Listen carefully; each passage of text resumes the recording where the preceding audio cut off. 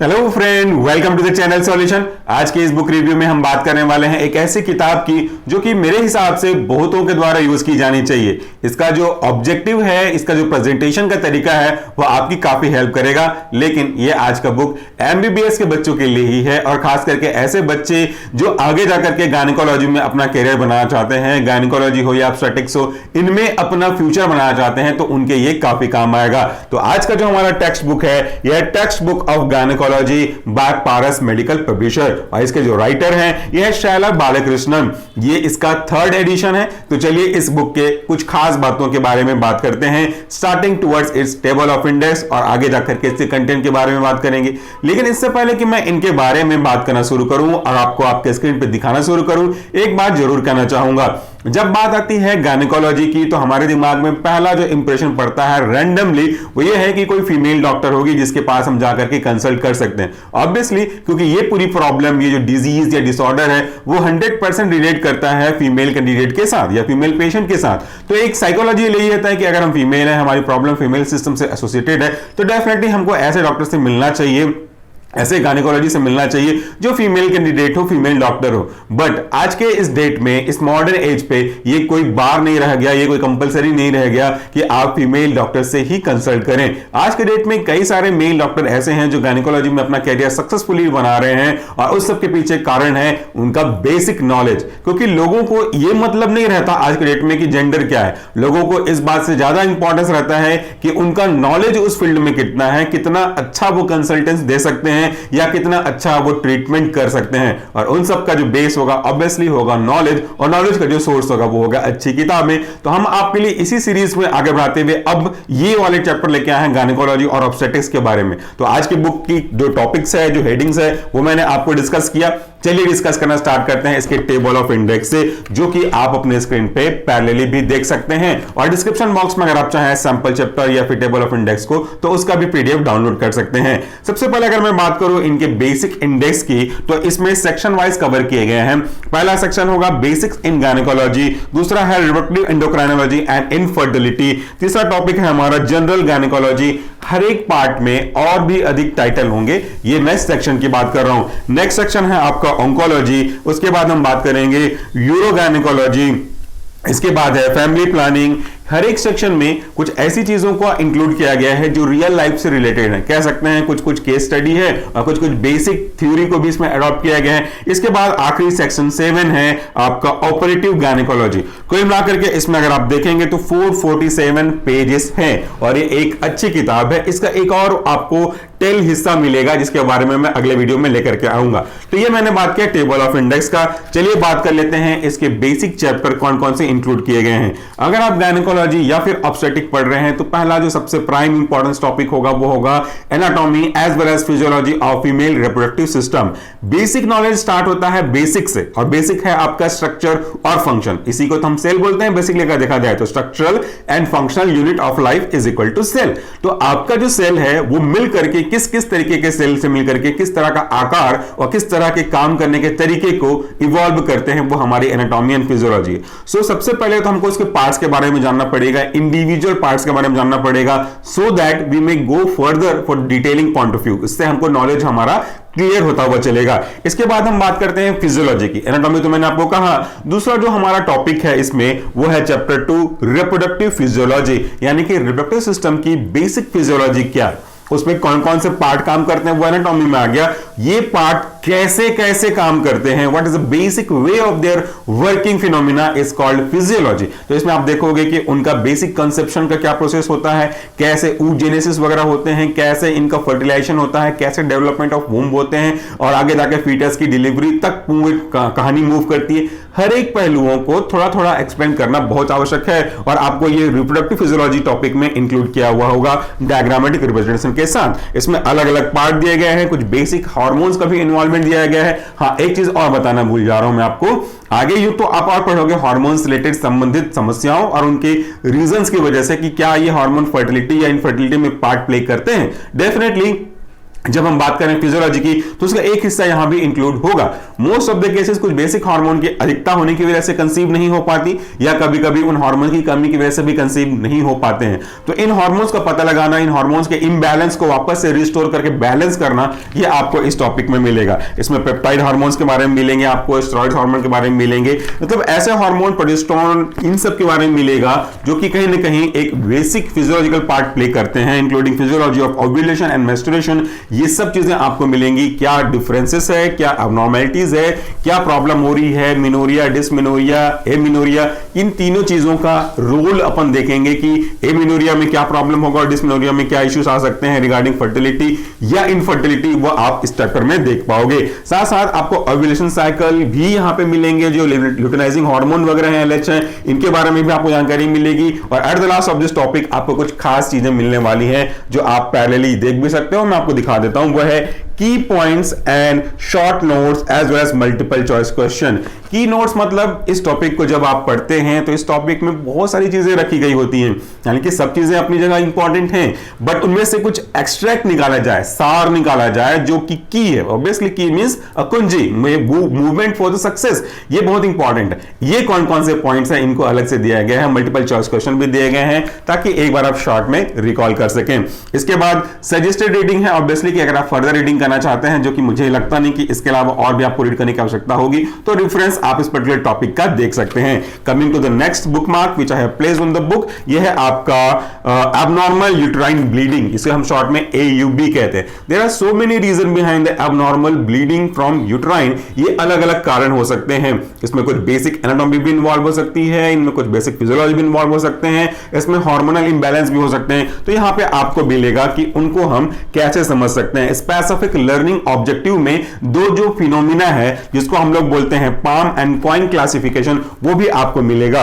Palm and coin classification which is an important part of this particular topic, जिसमें आप देखेंगे abbreviated किया गया है पाम को और कॉइन को, कि ये दोनों क्लासिफिकेशन के जो बेस हैं वो क्या हैं। This is very important regarding AUB, that is abnormal uterine bleeding. इसमें आप चीजों को देख पाओगे, ओव्यूलेटरी साइकिल्स के बारे में समझ पाएंगे, और जब जब आप चीजों को जितना करीब से पहुंचते जाएंगे डिजीज या डिसऑर्डर की, उतने ही नजदीक पहुंचते जाएंगे हम डायग्नोसिस के पर्पस से। जो भी बेसिक प्रॉब्लम्स है उनको आप रियल इमेज की सहायता से एज वेल एज उनके जो स्पेसिफिक सोनोग्राफिक इमेज होते हैं, अल्ट्रासाउंड इमेज होते हैं, या फिर कोई दूसरे जो टूल्स और टेक्निक्स हैं इमेजिंग के, उनकी मदद से आप देख सकते हैं कि basically which is the problematic root जिसकी वजह से ये प्रॉब्लम आपको देखने को मिल रहा है। सो यहां पे आपको हर एक टॉपिक से रिलेटेड काफी सारे रियल इमेज की जो स्लाइड्स है, लिफलेट्स वगैरह है, वो आपको यहां पे मिलेगी।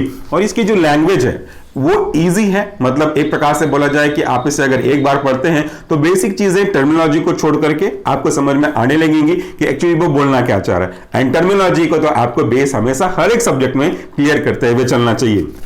आगे बढ़ते हैं तो यह है आपका puberty, normal and abnormal. This is a major issue nowadays.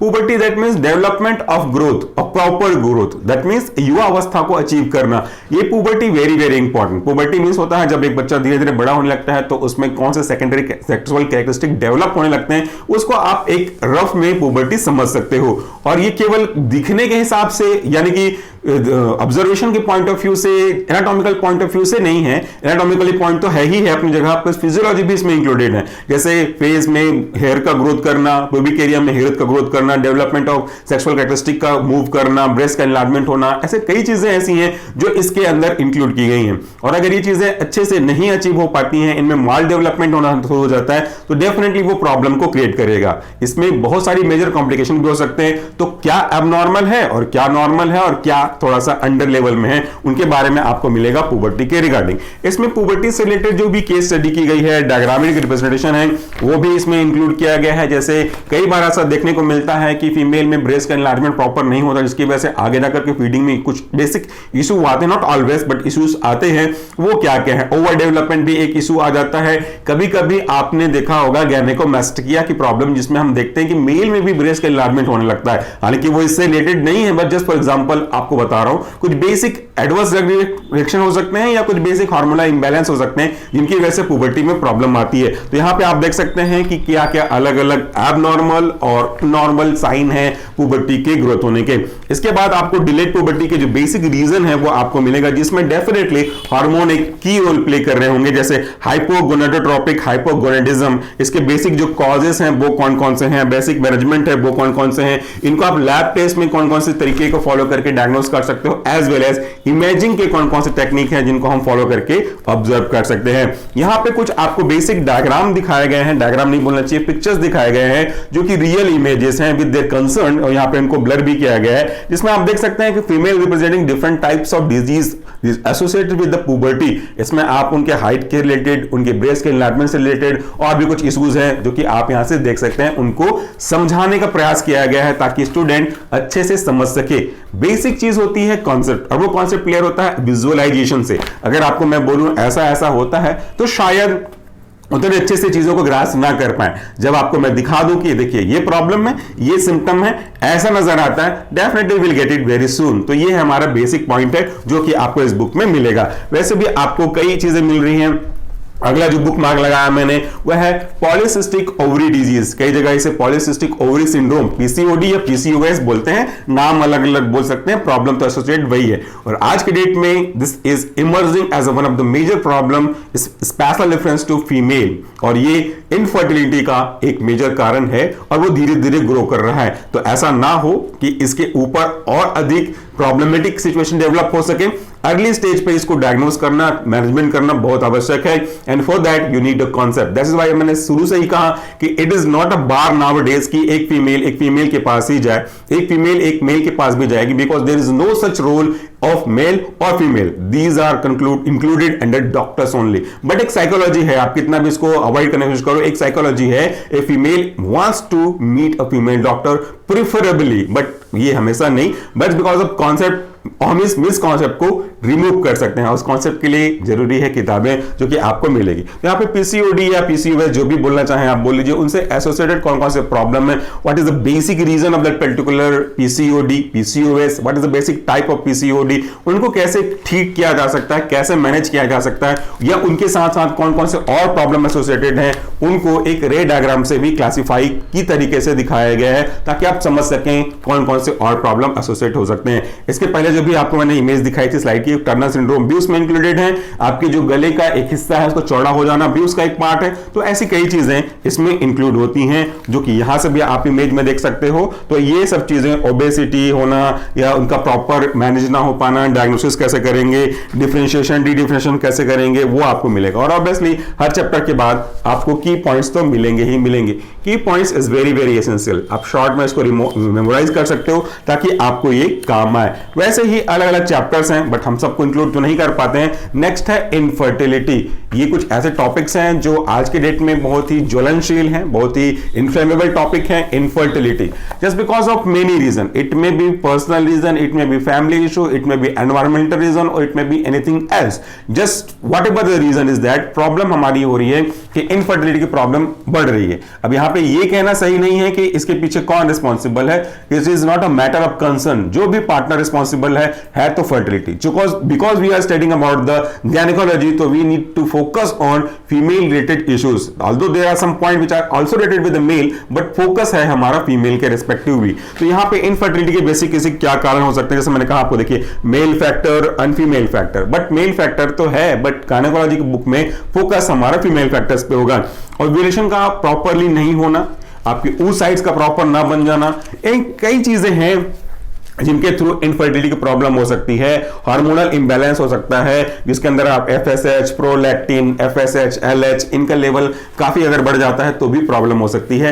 Prolactin का लेवल बढ़ना भी कई बार प्रेगनेंसी को रोक के रखता है। तो वे ऐसी चीजें हैं जिनको हमको समझ में आएगी जब आप ये किताबों को पलटेंगे। तो हर एक चीज का यहाँ पे टेबल के फॉर्म में, की पॉइंट के फॉर्म में, डायग्राम के फॉर्म में, 1-to-1 एक्सप्रेशन के फॉर्म में आपको मिल जाएगा। So this is another good book जिसको आप रिफर कर सकते हो, और इसको आप आप जहां से भी परचेस करना चाहें, अमेजॉन से, फ्लिपकार्ट से, या तो पारस मेडिकल पब्लिशर के थ्रू डायरेक्टली परचेस करना चाहें, it's up to you. There is no such paid promotion, ये कोई पेड प्रमोशन नहीं है। We have not charge any single पैसे फॉर दिस, जस्ट बिकॉज कि आपको सब पता चले कि ये किताबें भी मार्केट में अवेलेबल हैं, हमारे पास जो है उसी से काम चलाएं, ऐसा ना हो इसलिए हम आपको बता रहे हैं कि ये बुक्स अवेलेबल हैं। इससे एक सेटिस्फैक्शन भी मिलता है और अपनी रिस्पॉन्सिबिलिटी भी पूरी होती है। इसके बाद देखिए कुछ बेसिक डिजीज हैं जो स्पेसिफिकली रिफर करते हैं ओवरी को। इट में भी कैंसर, इट में भी बेनाइन और इट में भी एनी टाइप ऑफ, बट कौन कौन से प्रॉब्लम है उनको इस टॉपिक में कवर करेंगे, चैप्टर नंबर 17, जिसमें आप ट्यूमर्स के बारे में बेसिकली देखोगे। बेनाइन, नियोप्लास्टिक ट्यूमर और जितने भी ओवरी के ट्यूमर हैं वो आप देख सकते हो, क्या उसके अंदर प्रॉब्लम होती है वो देख रहे हैं। पॉलिसिस्टिक ओवरी डिजीज देखा था, वैसे ही ट्यूमर भी थोड़ा सा अब थोड़ा उभर करके आने लग गया है कि ये प्रॉब्लम हो सकती है एक फीमेल को। आगे बढ़ते हैं भैया, ऐसी चीजें हम शायद इग्नोर कर देते हैं क्योंकि हमको इससे कोई कंसर्न नहीं होता, लेकिन ये चीजें इग्नोर करने की नहीं है और ये सब चीजें आपको कंसल्ट प्रॉपर करके कौन करेगा, वह है आपका गायनेकोलॉजिस्ट, जो कि मेल हो फीमेल हो डजंट मैटर, बस नॉलेज उनके पास हो। आगे देखते हैं मिसलेनियस गायनेकोलॉजिकल कंडीशंस, कौन कौन सी और कंडीशंस हो सकती हैं जिनको आपको कंसिडर करके रखना पड़ेगा। जैसे इसमें मान सकते हैं प्रीमेंस्ट्रुअल सिंड्रोम, मेंस्ट्रुअल प्रॉब्लम क्या है, एमिनोरिया कैसी प्रॉब्लम फेस करनी पड़ सकती है, डिस्मिनोरिया में कौन से प्रॉब्लम फेस करने पड़ सकते हैं, मूड स्विंग का प्रॉब्लम क्या क्या है, ऐसी छोटी छोटी चीजें। डिस्मिनोरिया से मैंने कहा ये सब देख सकते हो, डिस्प्रूनिया देख सकते हैं। और नेक्स्ट है एसटीडी, ये भी फार्माकोलॉजी में इंक्लूड किया गया है, हमने इसको पूरा लेक्चर अपलोड किया हुआ है। STD is another important point, just because of negligence से, यहाँ पे नॉलेज तो उतना इंपॉर्टेंट नहीं है but negligence is very important. STD that means sexually transmitted disease, that means a disease which may communicate from one partner to the other if one of them is suffering from STD just because of improper sexual intercourse. It may be spread from one person to another and this is a major problem. It cannot be cured completely. तो इसलिए इसको ज्यादा ध्यान देने की आवश्यकता है। तो कौन कौन से इसके टाइप हैं, कौन कौन से इसके जो बेसिक सिम्टम्स हैं वो है, मैनेजमेंट बोल सकते हैं, ट्रीटमेंट तो पूरी तरह से नहीं बोल पाएंगे। उनको आप कैसे कर सकते हो यहाँ पे आपको देखने को मिल रहा है। जेनाइटल वार्ट हो या फिर आपका गोनोरिया हो या फिर कोई हर्पिस हो, ये सब चीजें आपको इसमें मिलेंगी। एंटीवायरल ड्रग जब हमने अपलोड किया फार्माकोलॉजी में, उसमें भी इसके ऊपर ड्रग्स का हमने डिस्कशन किया हुआ है। वार्ड्स के बारे में देख सकते हैं, कैसे ग्रो करते हैं जेनाइटल पार्ट्स पे, वो भी आप देख सकते हो, जो कि ग्रो करते जाते हैं प्रेगनेंसी में, इनका जो साइज है वो थोड़ा और इनलार्ज हो जाता है। इसके बाद हम बात करते हैं यूट्राइन कैंसर की, तो उसमें भी आपको हमने जैसा बताया था पहले ट्यूमर के केस में, वैसा यहाँ पे इंपॉर्टेंट पॉइंट देख सकते हैं, सोनोग्राफिक इमेज देख सकते हैं और भी अदर जो इमेजिंग टूल है इनको यूज करके हम इन चीजों को देख सकते हैं। जो ओवरी के बारे में बता रहे हैं आपको कैसे उनमें प्रॉब्लम होता है वो यहाँ से आप देख सकते हो टेबुलर के फॉर्म में। इसके बाद हम नेक्स्ट बुक मार्क पे जंप करते हैं, वो है कीमोथेरेपी एंड रेडियोथेरेपी। ऑब्वियसली जब हमने पढ़ा कैंसर तो कीमोथेरेपी रेडियोथेरेपी तो पढ़ना ही है, इसमें आपको एंटीबायोटिक से लेकर के जो बेसिक प्रोसीजर है, रेडिएशन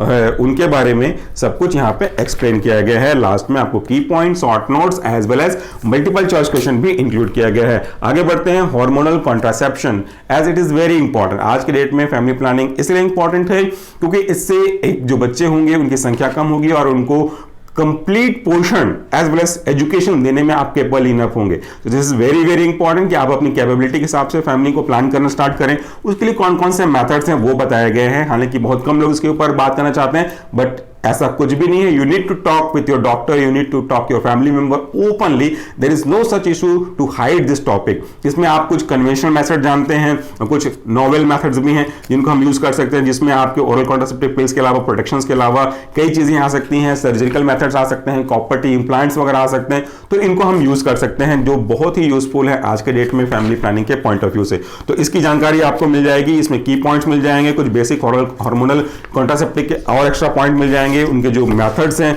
उनकी डायग्रामेटिक रिप्रेजेंटेशन आपको मिल जाएगा, टूल्स मिल जाएंगे। जैसे आप देखोगे अदर कॉन्ट्रासेप्टिव मेथड्स के अंदर तो आपको यहाँ पे कॉपर टी के बारे में बताया गया है, जिससे एन इजी मेथड जिसको आप आसानी से फॉलो कर सकते हो। There is no need to get admitted for this, very hardly 15-20 minute का प्रोसीजर होता है, वो हम फॉलो कर सकते हैं। इसके अलावा और भी मेथड्स हैं जिनको हम देख सकते हैं, प्रोडक्शन का यूज करना, कप यूज करना, स्पर्मिसाइड्स का यूज करना, ऐसे चीजों को यूज कर सकते हैं। एंड लास्ट है मेडिकल टर्मिनेशन ऑफ प्रेगनेंसी और induce labour just because of some unwanted circumstances, just because of some syndrome. अगर आप एम्नियोस्टेटिक फ्लूइड कर लेते हो, एम्नियोसेंटोसिस बोलते हैं इस प्रोसेस को, एम्नियोटिक फ्लूइड को लेकर के ये पता चलता है कि जो डेवलप हो रहा है फीटस उसमें कुछ जेनेटिक अबनॉर्मलिटीज है, तो फिर आपको कोई ऑप्शन बचता नहीं, उसको अबॉर्ट करना पड़ेगा। तो कैसे आप टर्मिनेट कर सकते हो अनवांटेड प्रेगनेंसी, कैसे टर्मिनेट कर सकते हैं, कितने ड्यूरेशन में आप कर सकते हो, वो भी एक लॉ है। और इसके ऊपर बहुत सारे न्यूज़ में भी आ चुके हैं, आपने वो देखा भी होगा।